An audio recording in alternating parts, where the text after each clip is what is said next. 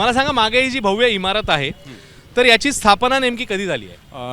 या इमारतीची स्थापना 1884 ते 1893 या कालावधीत ही इमारत बांधली गेली आहे आणि सर फेडरिक स्टीव्हन्स यांनी ही इमारत बांधलेली आहे आणि मुख्य म्हणजे त्या काळात 9 वर्षाच्या पिरियडमध्ये ही इमारत बांधून पूर्ण झाली. म्हणजे 1893ला इमारत पूर्ण झाली आहे आणि 1893ला इमारत पूर्ण झाल्यानंतर या इमारतीचा तेव्हाचा खर्च होता 11 लाख रुपये.